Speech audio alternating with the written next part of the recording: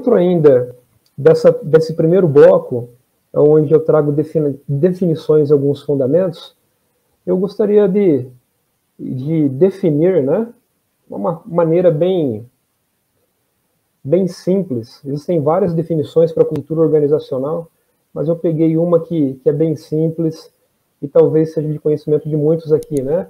A cultura organizacional, cultura empresarial ou cultura corporativa são os termos que definem o conjunto de hábitos e crenças firmados por meio de normas, valores, expectativas e atitudes compartilhados por todos os integrantes de uma empresa, né? A cultura é como as coisas acontecem.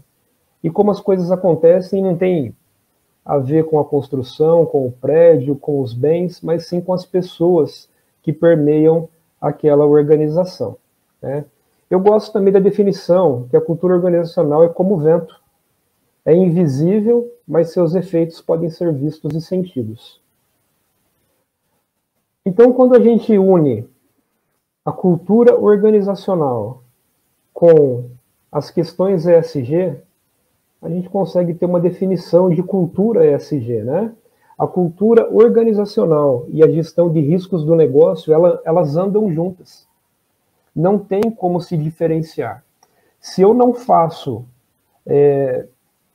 uma construção, uma transformação e uma manutenção da minha cultura, as coisas do jeito que são, do jeito que acontecem, elas vão continuar na organização. Mas só que no universo ESG, onde a gestão de risco ela é fundamental, uma cultura ESG, onde a gente transforma pessoas, onde a gente convence pessoas, onde a gente influencia pessoas, é fundamental.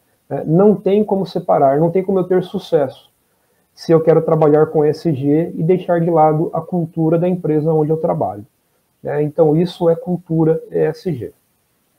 Eu trouxe ainda mais duas frases que unem, né, a definição de ESG e a cultura.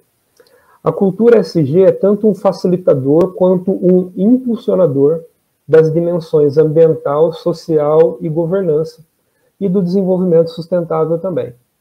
E uma segunda frase: a cultura ESG deve ser considerada uma questão fundamental, até mesmo uma pré-condição a ser cumprida.